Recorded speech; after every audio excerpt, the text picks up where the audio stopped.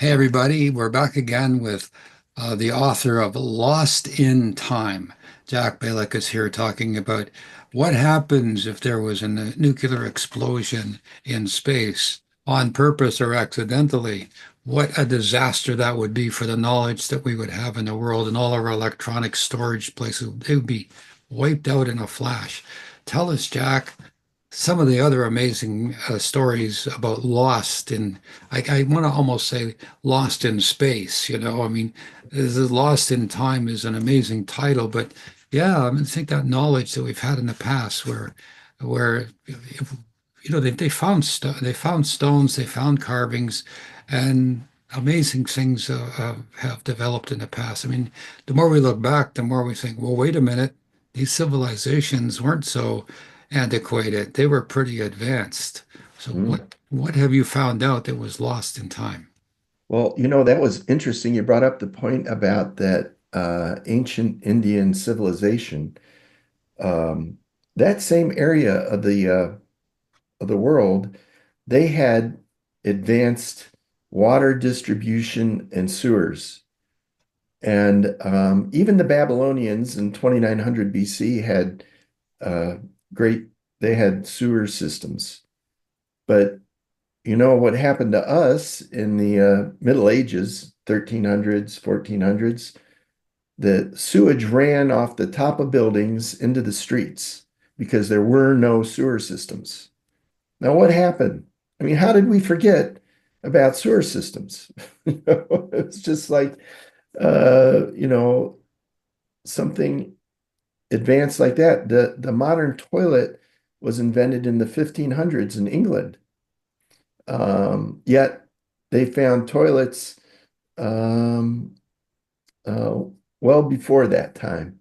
So, I mean, it's not just, technology, it's just niceties of life, or things we need for life, that we've forgotten that's so important. So I think the people in the ancient times, uh, they're the same as us. They were smart.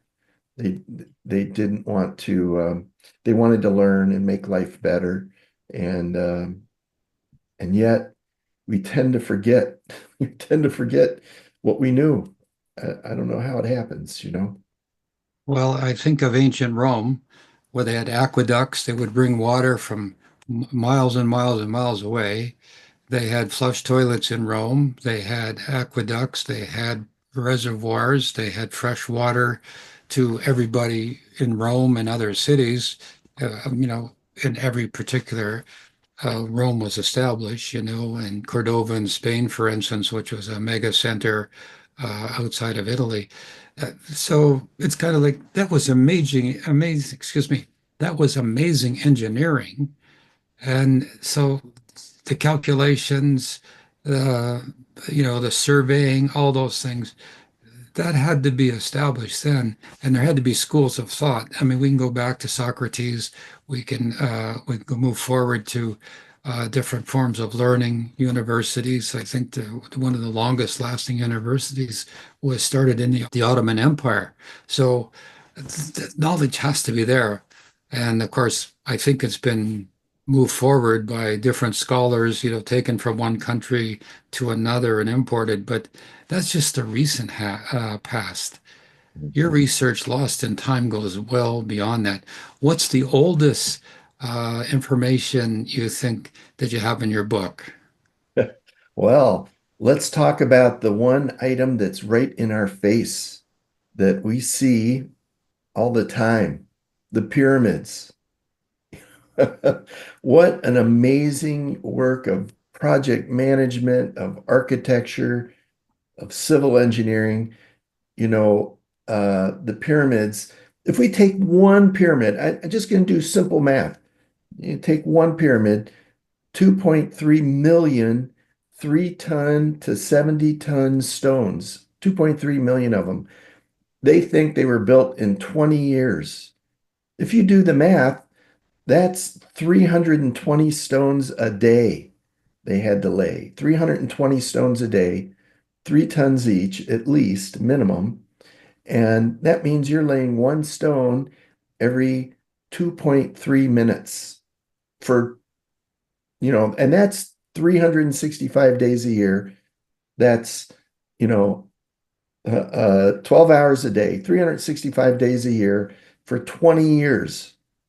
You're laying 320 stones a day. I mean, that's incredible. It's Well, amazing. How do you do that? What technology did they have? Now, there's people that say, oh, it was, aliens or whatever, but that doesn't make sense. I mean, why would an alien come here and make a big building and leave? What was that for? I mean, well, yeah. there are all those theories about they had levitation devices, anti-grav devices. They had the terrible crystal, which was a large disc that would be like a magnifying glass that would meant those stones were made out of granite, and that apparently has some electrical influence in the stone itself, or there's something going on in those stones. And there are theories about how they melted this stuff and then they moved it up and they poured it in place and they made all these amazing stones. So uh, again, if that's even possible or within the reality of probability, that in itself is amazing. But here's the most important thing, Jack. We don't know. And so your book, Lost in Time, is opening the door, ever so slowly as to let's look back to find out these things. I know there's lots of people looking back in history. There's a whole idea of ancient aliens and things like that, but we don't know. Mm, We really don't. yeah. So we have researchers, we have people doing archaeological digs, we have bones that look like they were giant people back in the day. Maybe that's how they did it, Jack. They had people that were 12 feet high and they could pick up each one of those stones and just like building blocks put this device together. I'm going to call it a device because that's not a tomb. There's something going on with these devices or these pyramids all over the world. So what if they are connected all over the world? What if they are a power grid? Oh my God, where do we lose that knowledge? Is there another book there we could Lost in Time too, coming up? Yeah. Yeah. Well, the more I look into it, the more things there are. Holographic rings that they had in ancient Rome, different things like that come up. Tell Uh, me about that. What's that? well, they found a ring that a woman in Rome had that is carved in a holographic uh, using a holographic technique on the ring, and it's a ring of her son who had died, and apparently she kept that with her at all times, so she could see her son. They actually had an image of her son in like a holograph. Yeah, in her ring. In a stone. I don't know if it was carved into a ring. Of course, they haven't taken the ring apart, so they don't know precisely how it was done. But it's pretty amazing. You can find it on the internet, of course. You can. Well, Uh, you wrote about it in your book, right? no, it's not in the book. It's Oh, something new I found. So saying there's new things out there. Yeah. well, that's an amazing story. I was in California once, and there was what was called the Lutz crystal.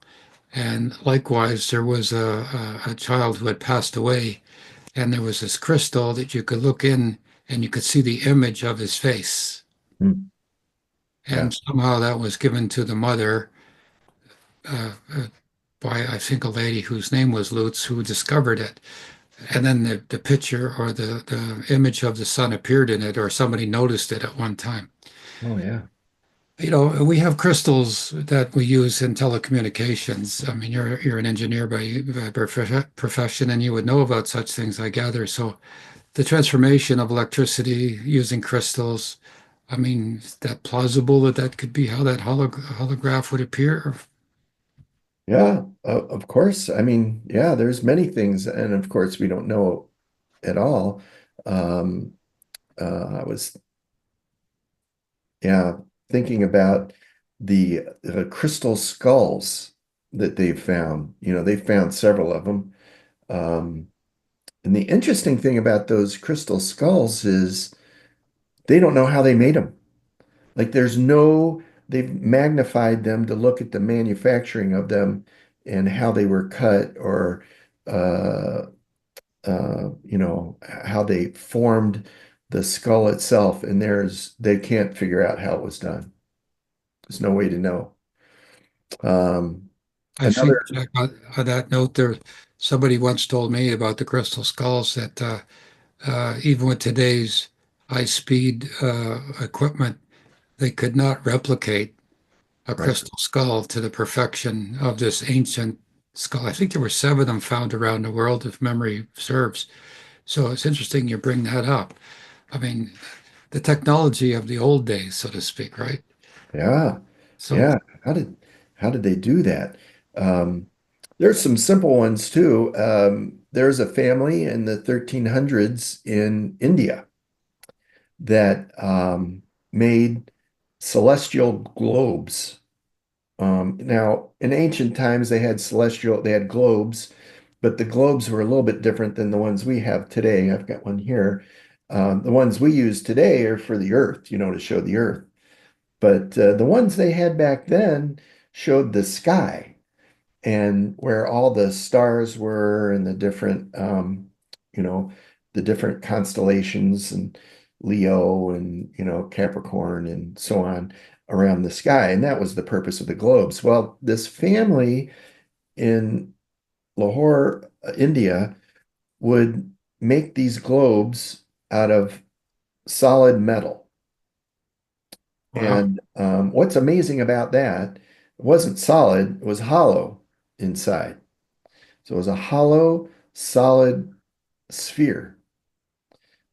We can't make those today. There's no technology to make those today. I imagine we probably could come up with a way to do it if you spend enough time.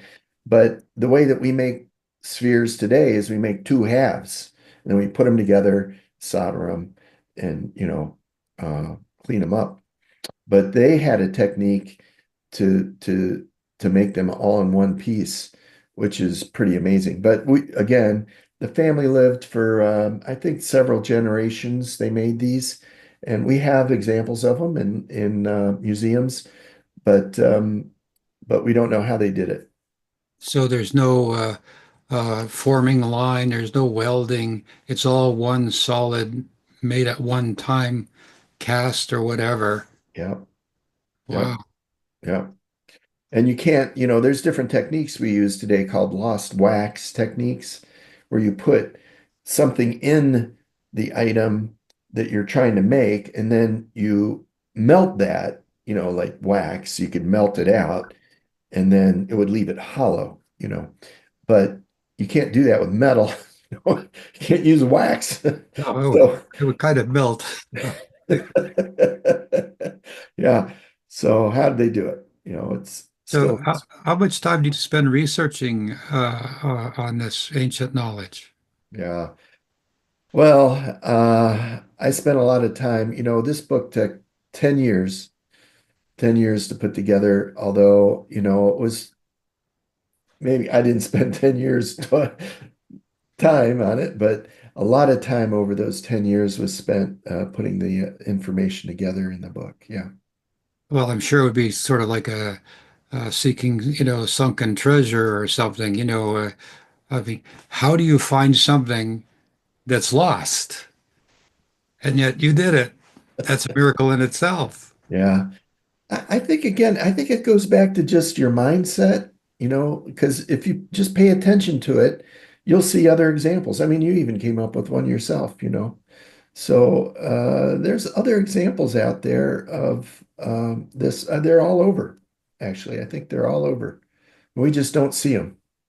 By the way, did you ever find out what the crystal skulls did or what their purpose was? Uh, no, I'm not sure. I didn't. I haven't really researched them enough, just enough to know that they found them. How they were made? Yeah, and how they were made. Yeah, but I don't know what would be the purpose of having one of those?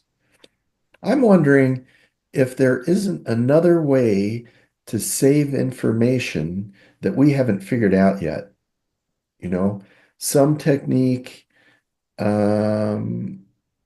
using, maybe minerals or maybe crystals or something to save information so that it can be, uh, read or picked up later. I mean, you think about it today, if somebody picked up a little thumb drive and gave it to you, and if you would have had that 100 years ago, I mean, you wouldn't know what to do with it. You couldn't even read it. I mean, you wouldn't know how to do anything with it. You'd say, "Oh, this is interesting. They made this at one time or whatever." So you need the connecting information that says, "Here's how you use it." You found somebody found your phone, uh, in some ancient time, they wouldn't know how to use this, or I think it was Nostradamus who had a vision of people in the future talking to bricks. hmm, He was referring to the cell phone as we talked to it, it would look like a brick. hmm. I remember that prophecy. The name of the book is called Lost in Time. We'll be right back after the short message. There it is, Lost in Time by Forgotten and Vanishing Knowledge by Jack Bialik. Available on Amazon, Barnes& and Noble, and jrbialik.com. We'll be right back.